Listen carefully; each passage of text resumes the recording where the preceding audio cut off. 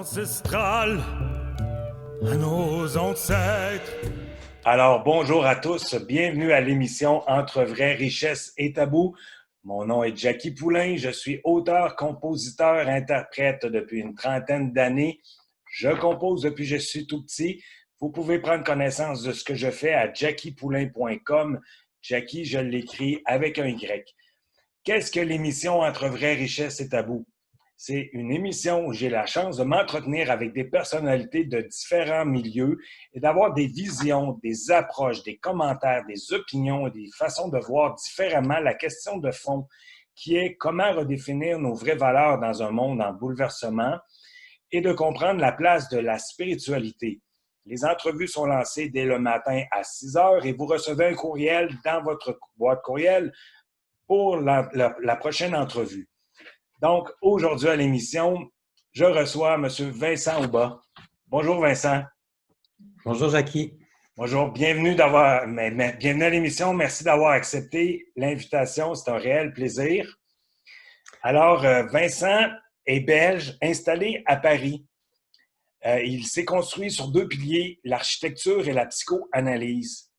Les envies de ses clients passagères cachaient bien souvent des besoins réels inconscients. Au-delà de sa mission d'architecte, il s'est toujours senti la responsabilité de ne pas s'égarer dans les apparences, mais d'agir aussi comme révélateur de ses architectures invisibles. Par ailleurs, depuis 22 ans, il explore en profondeur la biologique humaine au travers de diverses approches de psychologie, de psychanalyse et de gouvernance participative. Son expérience personnelle et celle des personnes qui l'accompagnent depuis bientôt 15 ans a fini par le convaincre qu'une bonne partie de nos difficultés de nos vies, privées ou collectives, trouve son origine dans l'expérience de notre première relation humaine. Ce parcours l'a conduit à devenir psychoanalyste, enseignant en communication interpersonnelle, formateur certifié en communication non violente, médiateur de conflits personnels, professionnels et conférencier. Alors, fort de ces expériences, il établit des ponts entre l'architecture, la psychoanalyse et la gouvernance des sociétés. La construction d'un bâtiment, d'un humain ou d'une organisation humaine procède de la même structuration et leurs pathologies éventuelles, visibles ou invisibles, ont pour lui des racines identiques. Alors, Vincent, notre société vit présentement un grand bouleversement dans son organisation. Ça fait des semaines que ça dure, ça va durer encore probablement plusieurs années. Est-ce que ce sera un message de la vie que nous recevons, à savoir que c'est le temps de se réorganiser autrement, organiser notre façon de vivre autrement, être plus près de la vie et de revoir nos valeurs de société, d'intégrer la spiritualité, l'intériorité pour un meilleur respect de la nature et de la vie? Alors toi, Vincent, qu'est-ce que tu penses de ce bouleversement-là? Alors de ce bouleversement-là, je pense que c'est juste une remise en ordre en fait. Et on parle d'organisation et de se réorganiser, mais en fait, moi ma vision, c'est qu'on n'était pas du tout organisé. En fait, on était totalement à l'envers de l'ordre du vivant. Il y a des lois universelles qui sont les lois du vivant. Et l'homme a voulu créer ces lois, les lois des hommes qui voulaient être au-dessus des lois du vivant. Et il n'y a rien qui peut être au-dessus des lois du vivant. L'homme a voulu être dans sa toute-puissance, dans sa maîtrise absolue, un peu sur tout. Et ça ne peut pas donner quelque chose de durable, ça ne peut pas donner une organisation durable.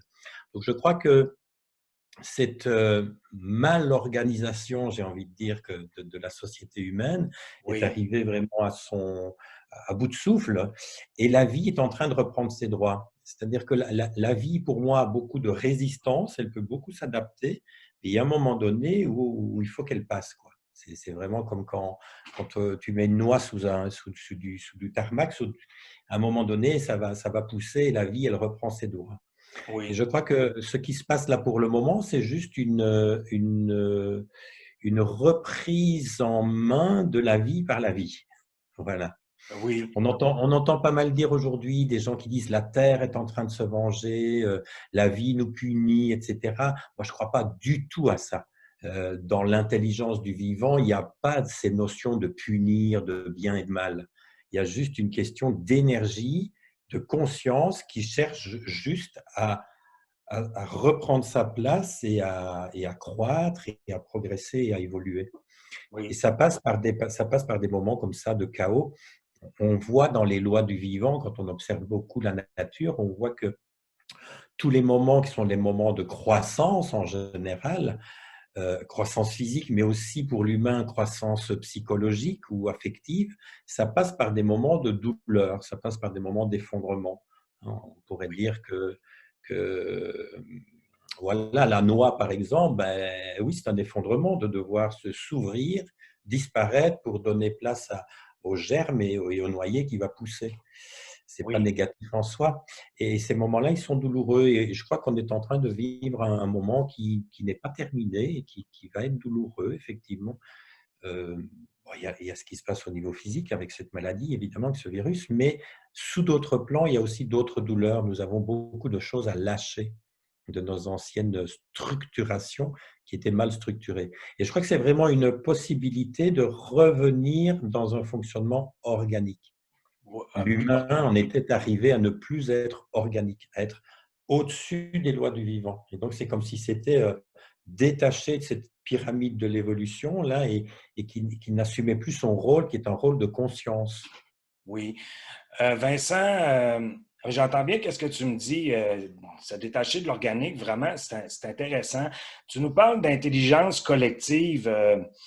Dans les dernières années, c'était l'apogée juste avant la pandémie, il y avait un mouvement mondial, la jeunesse s'est regroupée, il y a beaucoup de gens qui se sont joints au mouvement pour conscientiser nos instances à notre mode de vie, justement, comme pour dire, c'est un cri de la planète, pour dire, on est en train de s'éloigner de nous-mêmes. Moi, je le prends comme ça, comme appel. Est-ce que tu penses que ce mouvement-là est significatif dans la suite des choses, mais au niveau de l'intelligence collective, là, comment on peut faire pour revenir à des valeurs plus proches de la vie et plus organiques, là, comme tu le mentionnes? Alors, au niveau des collectifs, c'est vraiment compliqué parce qu'on a à gérer une grande masse d'individus, l'humanité en fait. Donc c'est compliqué. L'intelligence collective, elle pourrait très bien fonctionner si les individus étaient tous déjà, je vais dire, en santé, c'est-à-dire en alignement avec eux-mêmes, en connaissance d'eux-mêmes, en connaissance de leur histoire, de leur fonctionnement et de leur propre énergie et de leur être surtout. Alors, dans les mouvements qui ont eu lieu là, les manifestations, enfin tout ce qui a pu se passer avant, pour le climat, pour la planète, etc. Je vois ça à deux niveaux. Il y a un niveau sur lequel c'est nécessaire, on passe par là, effectivement, et tout ce qui se passe, c'est ce qui doit se passer pour continuer à progresser. Et en Oui, même temps, il ne faut pas s'arrêter sur une chose comme étant la chose à faire. Parce qu'il y a beaucoup de mouvements, en fait, qui sont basés sur de la colère, qui sont basés sur de la réaction. Et donc, ça, c'est une énergie. Tout est énergie dans ce qui se passe dans ce monde. Quand je construis sur l'énergie de colère sans identifier que c'est de la colère, je ne vais pas construire avec un matériau qui va être pérenne, qui va être stable dans le temps. Donc, ce que je vais pouvoir construire avec ça ne va pas être quelque chose de durable. Ça va être peut-être quelque chose qui était nécessaire à un moment donné pour secouer les choses, mais on ne peut pas dire que c'est sur cette énergie-là qu'il faut construire. Il y a vraiment une différence entre le personnage de survie en moi qui se bat, qui ne sait même pas s'il se bat pour le monde ou pour son enfant blessé, que les deux sont confondus ensemble, oui, et agir à partir de l'être qui, lui, est dans un désir, dans un alignement et qui va dire peut-être stop, mais un stop qui est un stop non violent. On n'a pas besoin de passer par la violence quand on est dans l'alignement. Quand on est dans oui, l'alignement, c'est une toute autre énergie. Et là, on est dans une énergie de création. On va créer un autre monde. Donc, l'intelligence collective, c'est ce qui est totalement naturel si on était dans l'organique, effectivement, si chaque être humain était bien connecté à sa nature, parce que l'écologie, c'est quelque chose qui devrait disparaître, c'est un non-sens, ça ne devrait pas exister de parler d'écologie. L'écologie, c'est juste le truc naturel de la vie. Pourquoi est-ce qu'on a été obligé de créer l'écologie? C'est parce que l'humain s'étant déconnecté de sa nature, il déconnecte tous les règnes de la nature et tout part en déliquescence. Donc, on est obligé de créer l'écologie. Mais l'écologie, OK, comme étant un passage, mais pas un aboutissement ou un but en soi. Le but en soi, c'est de redevenir naturel. Je dis toujours que mon métier, il est d'apprendre aux gens à redevenir naturels. Alors, on a des méthodes, on a des approches en intelligence collective. Hein. Il y a plein de méthodes pour gérer des groupes, pour travailler en intelligence collective. Mais de nouveau, les méthodes sont très puissantes à condition que les matériaux soient bien préparés. Si je fais de Oui. l'intelligence collective avec des égos sur pattes, ça marche pas, enfin, ou ça donne des choses qui vont pas être durables. Et on le voit dans tous les mouvements de nouvelles démocraties, etc. Dans tout ce qui a été essayé, il y a souvent un mélange des deux énergies qui fait que c'est compliqué. Donc, moi, je reviens toujours à la base, je suis un peu jusqu'au boutiste. Moi, je suis un peu exigeant, en fait. Je crois que ça doit être c'est dû un peu à mon signe du zodiaque. Je suis vierge et la vierge, elle est très, très puriste et jusqu'au bout, très exigeante. C'est-à-dire que je ne suis pas content quand on fait de l'intelligence collective je vois des personnes qui ne sont pas dans la connaissance d'elles-mêmes et qui, à tout moment, peuvent agir à partir d'une réaction par rapport à leur histoire ou d'une blessure qui n'est même pas conscientisée. Et je ne dis pas que tout le monde devrait avoir fait un travail d'être guéri de ses blessures ou de son passé, mais au moins, au minimum, c'est d'avoir la conscience. Oui. La conscience sur ce qui se passe. Oui, la conscience, tu parles de conscience, je pense que c'est accessible pour chaque personne, mais il y a des outils différents comme tu nous parles. Toi, tu t'as vécu proche de la nature quand tu étais jeune. Tu nous dis que tu parlais avec elle. Donc, Mmh. toi, quelle relation tu as avec l'invisible face à cette nature-là, puis les outils que tu utilises pour te rapprocher de cet invisible-là? Bah, comme tu dis, le plus majestueux des outils, c'est la nature. C'est de se reconnecter à la nature. C'est vrai que j'ai eu la chance, moi, de vivre dans la nature quand j'étais enfant et de beaucoup m'échapper dans la nature. Je passais des journées entières dans la nature. C'est vrai, je parlais aux nuages, je parlais aux herbes. Je ne me rendais pas compte à l'époque, j'étais un gosse. Donc, j'ai beaucoup observé et ça s'imprègne en fait dans nos cellules, cette Oui, connexion de regarder la nature. Ça fait des allers-retours entre la nature, ma nature, et ça fait un sentiment d'unité en fait, que j'ai quitté par la suite quand j'ai fait des études, etc. Là, je suis remonté dans la tête et là, je me suis déconnecté. Je me suis ouvert à d'autres choses. Je suis allé plus en ville, etc. Et c'est par la suite que je me suis rendu compte que l'invisible était installé en moi dans des perceptions, des intuitions, des choses dont je me suis un peu méfié parce que comme j'étais allé moi j'ai fait des études d'ingénieur, donc je suis quand même pas mal dans la tête, oui, euh, cet intellect a commencé à se méfier en fait de ce côté vivant. Hein, parce que l'intellect, il cherche à tout comprendre, à tout expliquer, à tout régenter, à tout maîtriser. Et du coup, tout ce qui n'est pas de l'ordre du rationnel, ben, j'ai commencé à mettre ça de côté. Et donc, ça a été un long chemin, en fait, d'y revenir. Et c'est la vie qui m'a poussé à ça, avec des petits moments de crise, de mal-être, etc., dont je me suis occupé. Et c'est par là que j'ai retrouvé la voie d'accepter que j'ai des connexions avec des plans invisibles. C'est pas que, enfin, moi, je ne suis pas clairaudient ou clairvoyant, je suis pas dans cette médiumnité-là, mais il y a comme une espèce de connaissance installée où en direct, je sais. Et c'est très compliqué à vivre parce que je ne sais pas, je sais pas dire je sais là avec ma tête, je sais.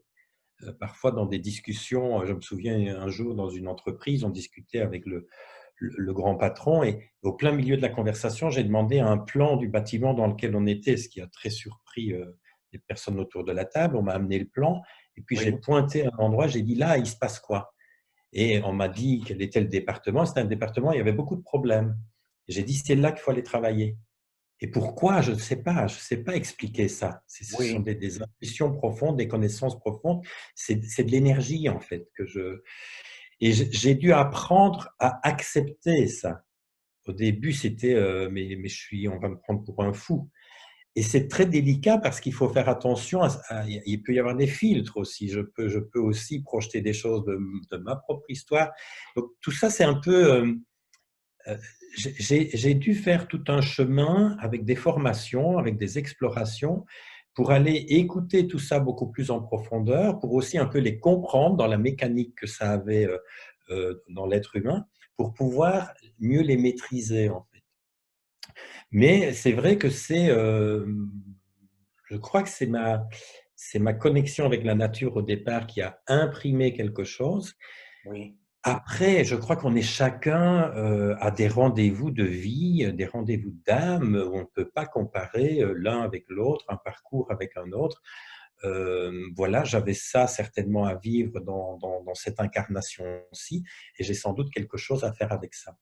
Et plus j'accepte ça, et au plus je reçois des messages, mais ce n'est même pas des messages qui sont codés. Je n'entends rien, je ne vois rien, mais de plus en plus, ça se développe en fait. C'est comme de l'émotion intelligente. Oui, c'est quelque chose aussi que j'ai pu voir par rapport à toute cette vie dans la nature m'a permis aussi d'accéder à ce plan de connaissance qui est, c'est comme si je connais les lois du vivant, mais je ne les ai pas apprises. Mais ça pourrait être prétentieux de dire ça, hein, parce que je ne peux pas là te faire un cours sur les lois du vivant. Non, ouais, Je je ne sais pas comprends. l'expliquer avec ma tête, mais Oui. je le sais comment.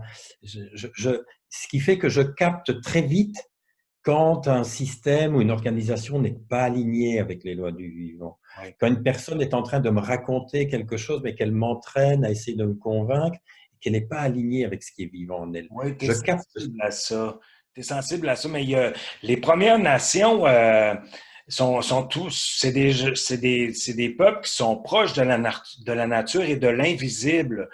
Ils ont uni leur voix dans les dernières années avant la pandémie pour justement un message de retour à cette vie plus intérieure, proche de la vie, de cette invisibilité-là.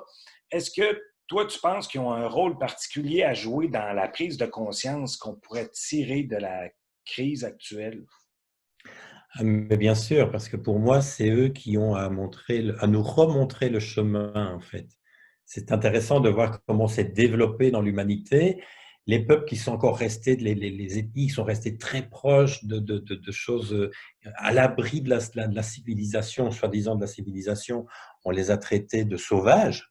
C'était des sauvages. Moi, je me souviens, quand j'étais petit, on voyait des reportages à la télé, on disait, oh là là, les sauvages, des primitifs, quoi. Mais aujourd'hui, ils sont bien plus. C'est nous les primitifs aujourd'hui parce Oui, qu'on a perdu tous nos sens, on a délégué absolument. plein de capacités à des technologies en tous sens, ce qui fait qu'aujourd'hui, si je dois aller dans le village à côté, il me faut une application pour voir le chemin. C'est incroyable, ça, c'est incroyable ce qu'on a perdu. Et je crois que eux, justement, de par le maintien d'une espèce d'isolement par rapport à toutes nos folies, ils ont maintenu quelque chose de sacré, en fait, qui est le sacré de la vie. Et je crois que c'est ça qu'on a à réapprendre d'eux. Et c'est même pas réapprendre en allant chercher ça chez eux, c'est de les regarder pour se laisser toucher, en fait. Pour Oui, se laisser toucher. pour s'ouvrir à l'énergie, ben, se mettre en relation avec eux, en fait. Voilà, et pour se reconnecter vraiment à tout ce côté sensible, perception, intuition, etc. Et Oui, c'est ça l'invisible aussi, c'est tout ce monde de l'invisible, il est très vaste. Alors, on l'a beaucoup réduit dans le monde très raisonné, on l'a réduit à de l'ésotérisme, à de la magie, des trucs comme ça. C'est pas du tout ça dont je parle quand je parle de l'invisible, hein. C'est pas du tout de faire des trucs, c'est simplement de redevenir naturel.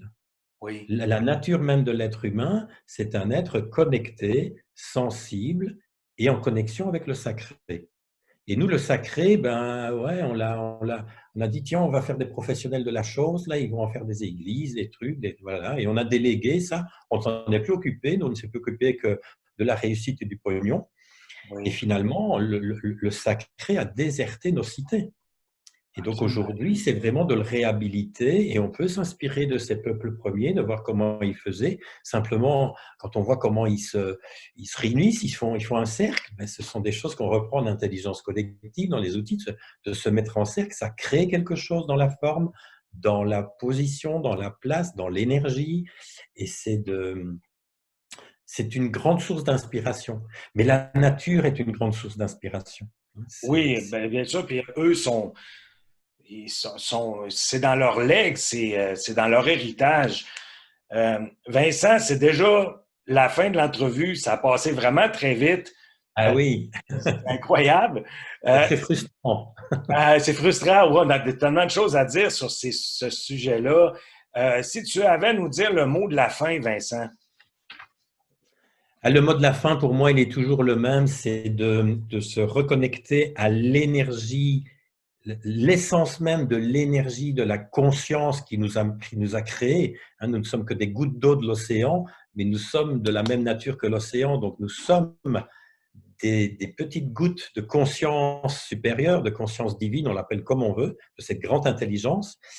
Et l'essence même de ça, c'est l'amour. Et si on peut déjà se connecter à l'amour, Oui. se reconnecter au cœur, mais pas à l'affect, l'amour, vraiment l'énergie de l'amour. Donc voilà, c'est d'oser aimer, d'oser être un être aimant, le cœur ouvert et d'oser ouvrir son cœur. Et je crois que c'est surtout important là pour le moment avec tout ce qui se passe, toute cette peur, ces choses difficiles qui sont là dans le monde, ça peut porter à avoir peur et à se refermer. Et je dirais, ben voilà, ça va être le challenge, c'est de traverser la peur, le cœur ouvert. Oui. Merci beaucoup, Vincent, pour ce beau message-là, de l'avoir partagé avec nous. Vous pouvez prendre connaissance de ce que Vincent fait à architectureinvisible.com, aussi sur le Facebook Les Architectures Invisibles. Donc, merci beaucoup encore, Vincent, d'avoir été là. Mon Merci. nom, oui, ça fait plaisir. Donc, merci d'avoir été à l'émission. Mon nom est Jackie Poulain. Ne manquez pas la prochaine entrevue dès demain, 6 heures. On se dit à bientôt. Merci beaucoup. Au revoir. Au revoir.